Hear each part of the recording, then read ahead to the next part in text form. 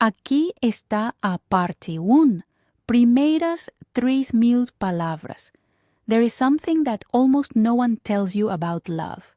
Not the romantic kind of love that fills movies and songs and the early months of a relationship when everything feels effortless and electric and like the most natural thing in the world, but the sustained kind, the kind that stays, the kind that weathers years and difficulty and change and the slow, unglamorous accumulation of a shared life. No one tells you that this kind of love, the kind worth having, the kind worth building a life around, is not something that can be found until something else is found first. Something internal, something that has nothing to do with the right person or the right timing or the right circumstances.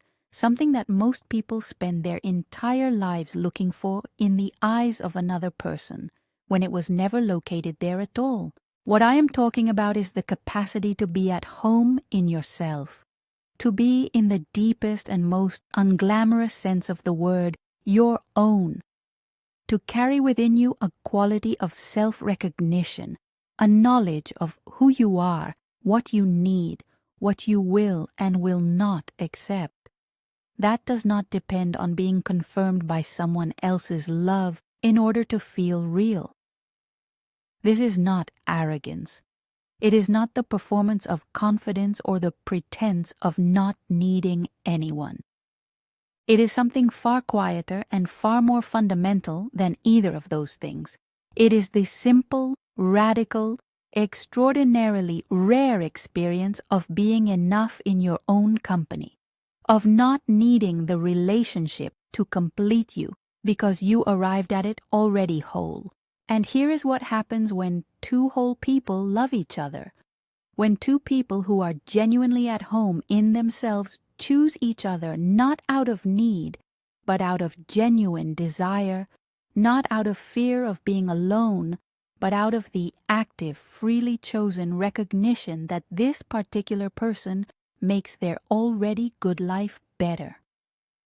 What happens is the only kind of love that actually lasts, the only kind that can survive the inevitable seasons of difficulty and distance and change that every long-term relationship passes through.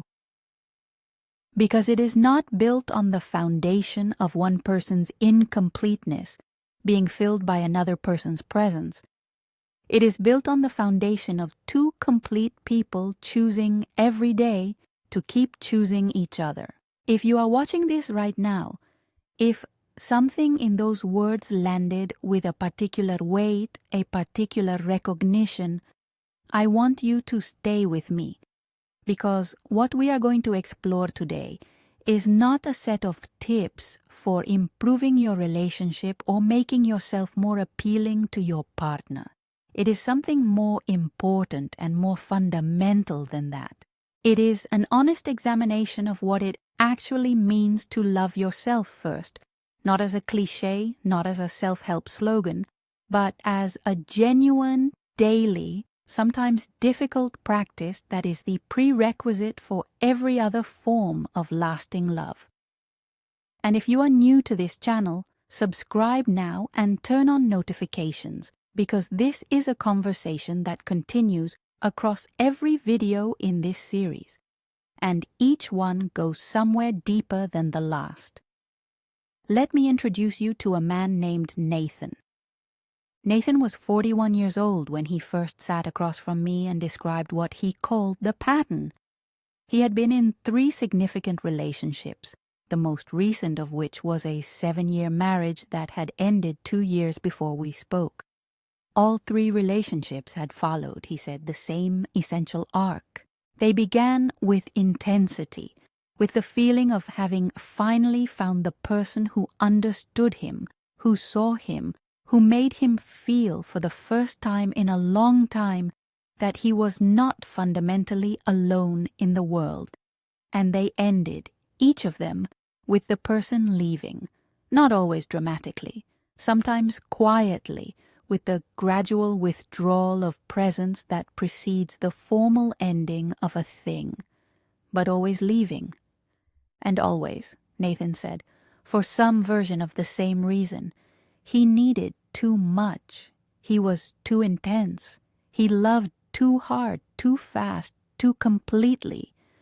And the weight of that love, the need inside it, eventually became more than the relationship could hold. Nathan was not a weak man or a damaged man in any simple sense. He was intelligent, self-aware, professionally successful, genuinely caring. He had done therapy. He had read the books. He had thought carefully about his patterns and their origins and had arrived at a fairly sophisticated understanding of why he loved the way he loved, the early losses, the inconsistent attachment, the childhood experiences that had wired him to experience love as something simultaneously essential and precarious. He understood it, and yet the pattern continued, because understanding a pattern and changing it are two entirely different things, and the change that Nathan needed was not primarily cognitive. It was not a matter of understanding himself better or thinking differently about his history. It was a matter of building something that no amount of understanding alone can construct. It was a matter of building a relationship with himself. This is the thing that almost no one talks about when they talk about self-love.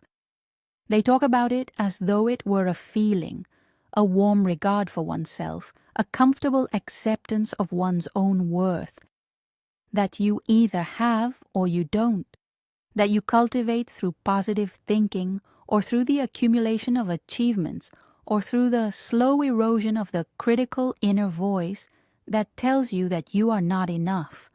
But a relationship with yourself is not a feeling. It is exactly what the word suggests. It is a relationship with all the complexity and the practice and the daily maintenance that any real relationship requires. It is the ongoing, active, sometimes difficult work of knowing yourself, your actual self, not the self you perform for others or the self you aspire to become, and of treating that self with the consistency and the care and the genuine interest that you would bring to a relationship with another person you deeply valued. Nathan had never done this, not because he didn't value himself exactly, but because his attention had always been oriented outward, toward the relationship, toward the other person, toward the monitoring of whether the love was secure, whether the connection was holding, whether the signs of potential withdrawal that his nervous system was always scanning for were present or absent. His entire emotional life had been organized around the question of whether he was loved, and that question, when it is the primary organizing principle of a person's interior life, leaves almost no room for the quieter, more fundamental question of whether you love yourself, of whether you know yourself well enough to love what you know. This is the pattern that I see most consistently in people who struggle to maintain lasting intimate relationships, not a deficit of love for others, not an inability to connect or to care or to commit, but an orientation so thoroughly directed outward, toward the other person, toward the relationship, toward the question of whether the love is secure, that the interior life atrophies. The self becomes, over time, a kind of empty space that the relationship is expected to fill. And relationships, however loving, however committed, cannot fill an empty space. They can only connect two things that already exist. And when one of those things is primarily defined by its need to be filled, the connection becomes not a meeting of two people, but a dependency. And dependency, however genuine the love that accompanies it, eventually exhausts the person on the other side of it. Maybe you recognize something of Nathan's pattern in yourself. Maybe the relationships you have been in, or the one you are in right now, have had this quality of intensity that tips over time into something heavier, something that the other person begins to experience not as love but as pressure, not as connection but as need.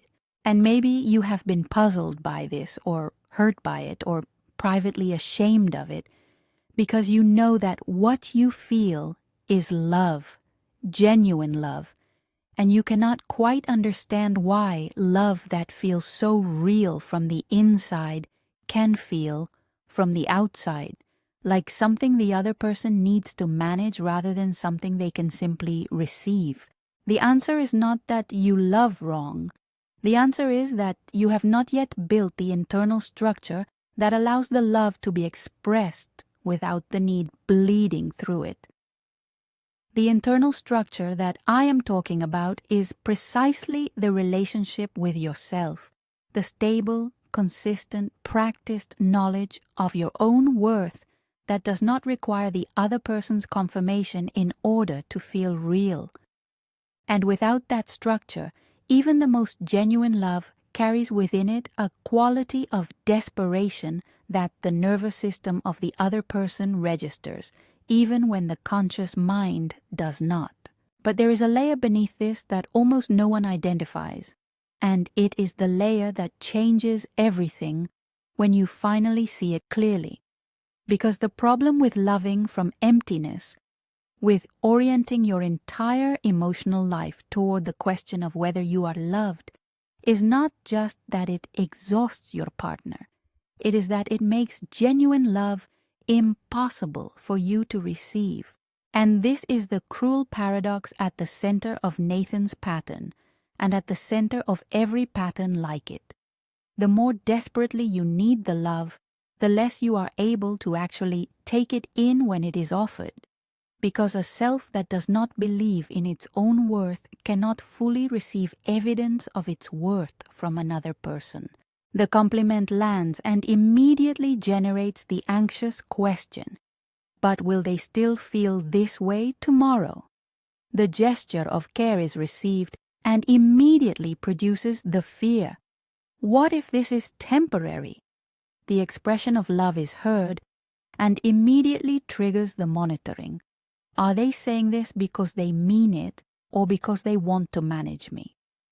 The love is there. It is being offered genuinely, and it cannot land because the internal structure that would allow it to land, the stable, practiced, self-generated sense of one's own worth, has not been built. This is what Nathan began to understand, slowly and not without resistance, over the months of work that followed our first conversation. And it changed not just how he understood his past relationships, but how he understood the entire project of loving and being loved. He began to understand that the work he needed to do was not the work of finding the right person. It was not the work of learning to love better or to need less in some performed, managed way. It was the work of building, for the first time in his adult life, a genuine relationship with himself, of turning the quality of attention and care and curiosity that he had always directed outward, toward the other person, toward the relationship, inward, toward himself, toward the actual, present, imperfect, entirely sufficient person that he was, independent of anyone else's assessment of him. That work began, as all real work begins, with something embarrassingly simple. It began with Nathan sitting alone, actually alone, without his phone, without a screen, without the ambient noise of other people's lives filling the space, and asking himself a question he had never asked before. Not, am I loved? Not, is the relationship secure? But, who am I when no one is watching? What do I actually think, feel, want, fear, value? Not in relation to another person, not filtered through the question of how it will be received, but simply as my own interior experience, existing for no audience, requiring no confirmation. He sat with that question for a long time, and what he found in the silence of it surprised him.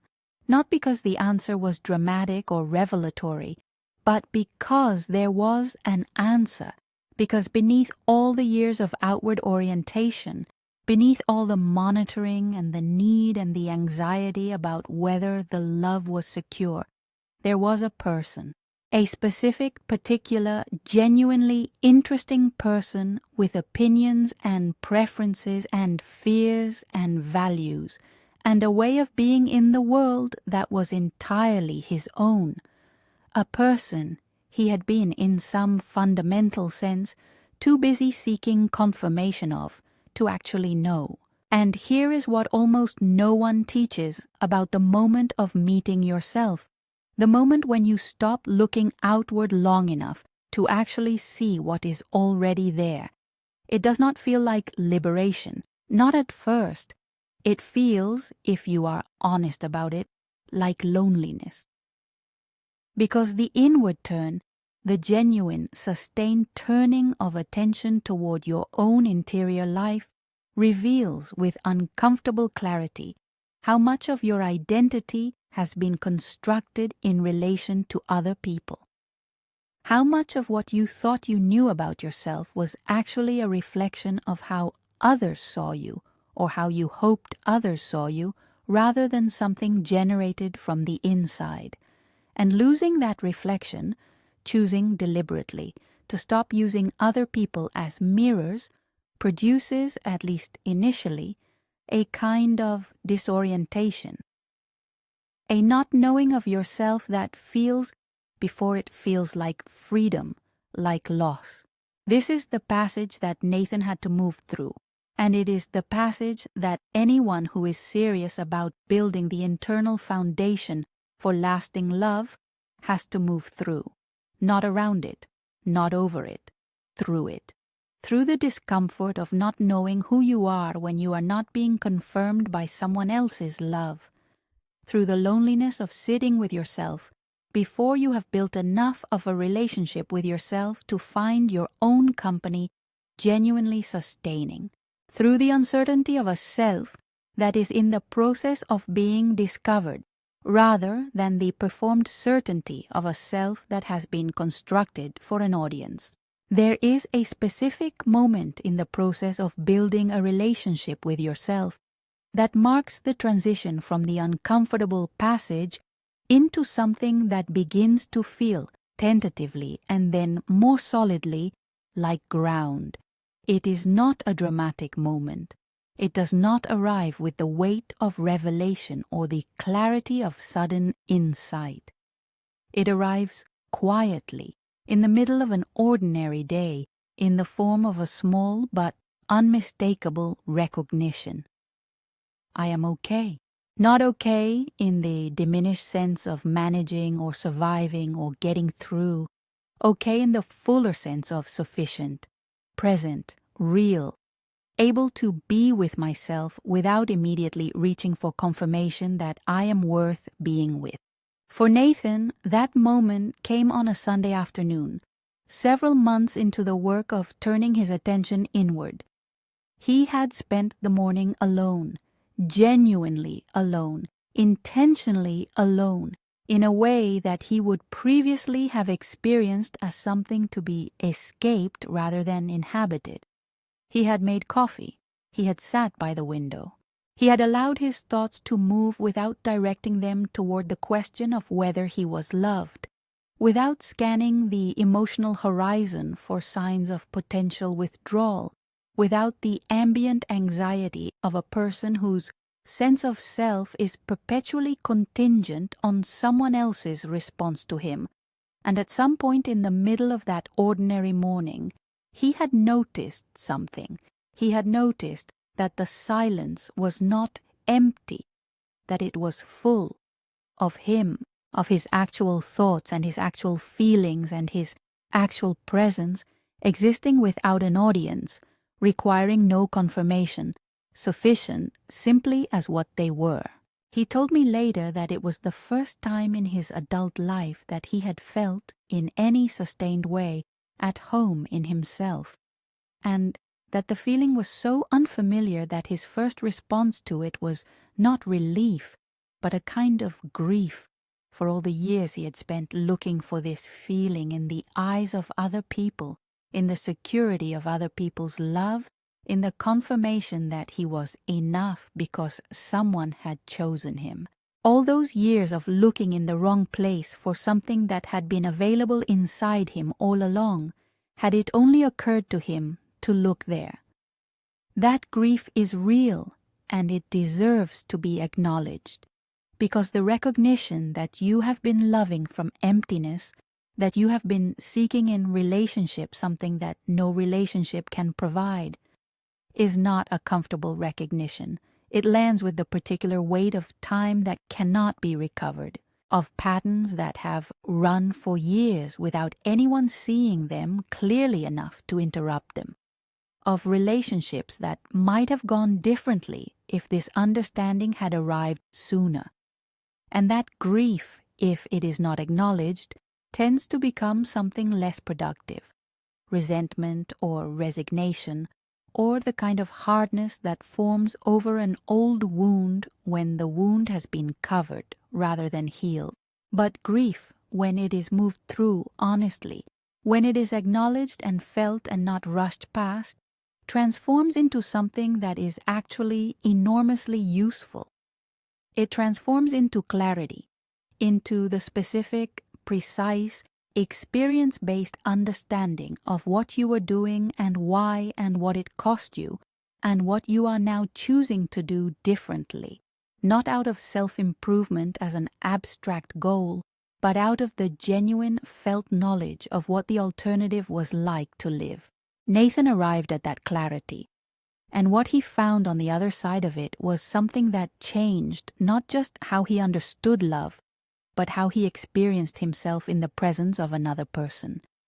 He found that when he was no longer organizing his entire interior life around the question of whether he was loved, he had an extraordinary amount of attention available.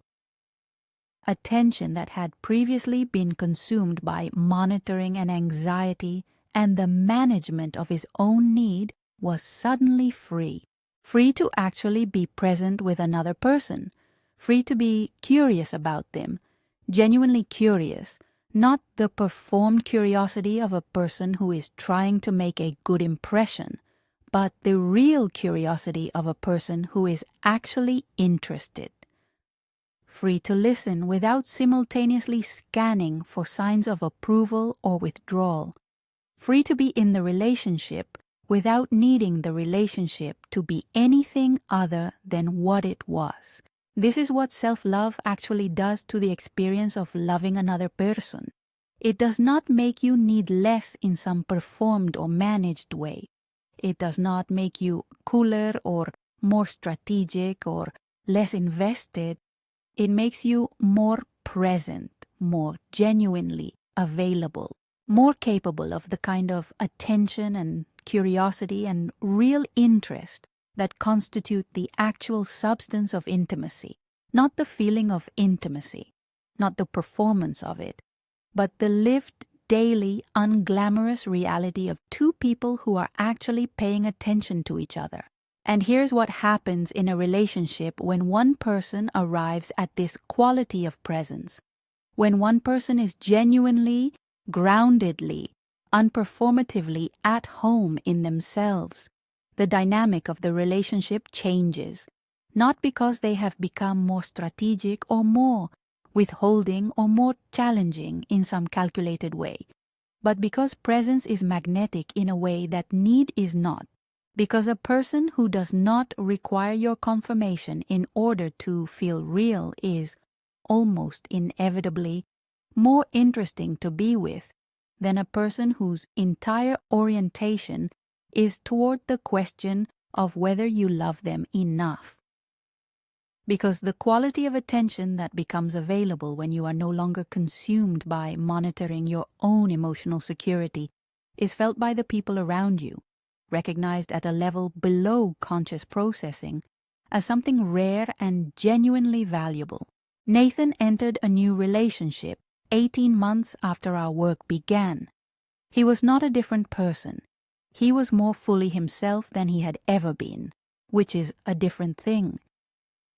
He brought to that relationship the same capacity for intensity and depth and genuine caring that had characterized his previous ones, but he brought it from a different ground. He brought it from a self that was already there, already present, already sufficient, already at home, rather than from a self that was hoping the relationship would make it so. And the difference, he told me, was palpable from the first conversation. Not because he performed differently, because he was differently, because the absence of the underlying need, the low-grade, constant, everything coloring need to be confirmed and secured and reassured, changed the entire quality of his presence in a way that he could feel and that the other person could feel, and that made the connection between them from the very beginning something other than what his previous connections had been. It made it something real. Now I want to talk about what this work actually looks like in practice, because everything I have described so far is true and important, but it exists at a level of abstraction that can feel inspiring in the moment of reading, and then somehow impossible to translate into the actual texture of a life. The work of building a relationship with yourself, of developing the internal ground from which genuine love becomes possible, is not abstract. It is specific. It is daily, and it begins with practices that are, in themselves, almost disappointingly ordinary. But ordinary does not mean unimportant, and the ordinariness of these practices is precisely what makes them sustainable, which is the only quality that actually matters in the long work of genuine internal change. The first practice is what I call deliberate solitude. Not the solitude of isolation, not the solitude of someone who has withdrawn from connection out of fear or hurt, but the solitude of someone who has chosen intentionally and regularly to spend time in their own company for the specific purpose of getting to know that company better. This means time without the ambient noise of other people's lives, without the phone, without the screen, without the podcast or the music that fills the silence with something other than yourself. Time that is genuinely yours, genuinely quiet, genuinely oriented toward the question, who am I when no one is watching, and do I find that person worth spending time with? Most people, when they first attempt this practice, discover that they are surprisingly uncomfortable in their own company, that the silence produces anxiety rather than rest, that the absence of external stimulation reveals, with uncomfortable clarity, a quality of internal restlessness, a not knowing what to do with oneself. That is itself important information. Because the discomfort of your own company, when you first encounter it honestly, tells you something essential about the work that needs to be done. It tells you that the relationship with yourself has been neglected for long enough that spending time in it feels unfamiliar. And unfamiliar in the context of this work is not a reason to stop. It is the reason to continue. The second practice is what I call self-witnessing. This is the practice of bringing to your own interior experience the quality of attention you would bring to a person you were genuinely interested in understanding. It means noticing what you actually feel. Not what you think you should feel, not what would be reasonable to feel given the circumstances, but what you actually, presently, in the body, feel. It means noticing what you actually want, not what you want the other person to think you want, not what is safe to want, but what you genuinely, underneath all the management and the accommodation and the preemptive shrinking, want. And it means treating those feelings and those wants as real, as worthy of acknowledgement, as the legitimate interior experience of a person whose experience matters, not because anyone else has confirmed that it matters, but because it does. This practice sounds simple. It is not. For people who have spent years orienting their attention outward, toward the other person, toward the relationship, toward the question of whether they are loved, the inward turn is genuinely effortful. It is a muscle that has not been used, and like all unused muscles, it requires deliberate, consistent exercise before it begins to feel natural. But it builds, and what it builds over time is the most important thing, the experience of being known by yourself, of being your own witness, of having inside you a presence that sees you, not the performance of you, not the managed version of you, but the actual, present, imperfect, entirely real you, and does not turn away. The third practice is the practice of self-consistency. This is the practice of keeping the promises you make to yourself, the small ones, the daily ones, the ones that no one else will ever know about or hold you accountable for. The promise to rest when you are tired rather than pushing through to prove something to yourself. The promise to say no to the things that deplete you, even when saying yes would make someone else more comfortable. The promise to honor your own needs with the same reliability that you honor the needs of the people you love. Because self-consistency, the experience of being someone who keeps their word to themselves, is one of the most powerful builders of self-trust that exists. And self-trust, the felt experience of being someone you can rely on, is the foundation of the internal ground we have been talking about throughout this entire video. These three practices, deliberate solitude, self-witnessing, and self-consistency, are the beginning. They are not the entirety of the work. The work is deeper and longer and more demanding than any video can fully contain. But these are the practices that begin to build the internal structure that makes everything else possible, that make the love you give less dependent on the love you receive, that make the relationship you enter something you choose from fullness rather than something you cling to from emptiness. And if you're at the point in this video where the recognition is real, where something in what I have described has named a pattern that you have been living without fully seeing, I want to be honest with you about what comes next. Because recognition is essential. It is the beginning of everything. But recognition without structure tends to fade.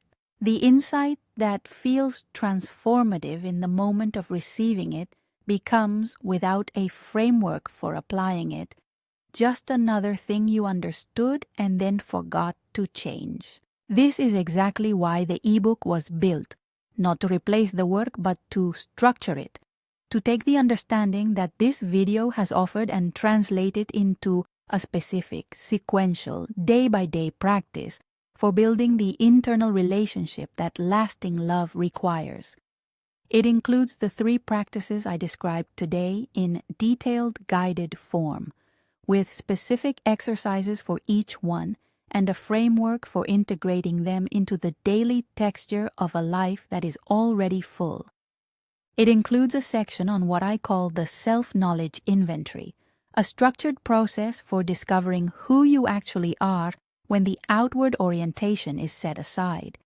And it includes guidance for bringing the grounded, self-possessed version of yourself that this work develops into your existing relationship in a way that shifts the dynamic without creating the kind of sudden change that feels threatening rather than inviting. The link is in the description. This is the next step for the person who is ready to stop looking outward for what can only be found within. As we come to the end of this video, I want to say something directly to Nathan and to every person watching who recognizes themselves in his story. The love you have been searching for in the eyes of other people was never there because it was never supposed to be there. Not because you are not lovable, not because the people who loved you were insufficient, but because the love you were looking for, the love that makes you feel real, that makes you feel seen, that makes you feel at home in the world, is not a thing that another person can give you. It is a thing that you build inside yourself, inside, through the specific, daily, unglamorous practice of turning toward yourself with the same quality of attention and care and genuine interest that you have always been so willing to bring to other people. When you have built that, when the internal ground is solid enough that your sense of your own worth does not depend on being confirmed by someone else's love, something changes in the entire quality of how you enter a relationship. You enter it free. Not free from need, because need is human, and love is always, at some level, a form of beautiful need. But free from the desperate quality of need that makes love into a dependency rather than a choice. Free to choose the person in front of you, not because you need them to complete you, but because they genuinely, specifically, in ways you can name and appreciate and delight in, make your already good life better. That is the love worth having. That is the love that lasts, and it begins, always, without exception, with the willingness to do this first. To build the relationship with yourself that makes every other relationship possible. To become, before you ask anyone else to love you, someone who genuinely, practicedly, unperformatively loves themselves. You will never be loved the way you want to be loved until you do this, not because the love is not available, but because the self that can receive it has not yet been built. Build it. The love that is waiting on the other side of that work is more real and more lasting than anything you have been able to find by looking outward. If this video has reached something in you that needed reaching, subscribe to this channel and turn on notifications. This conversation continues, and each video in this series takes you somewhere further along the path toward the love that is built on solid ground. The ebook is in the description. Your story does not have to continue the way it has been going. The most important relationship of your life is the one you are about to begin with yourself. Start there. Everything else follows.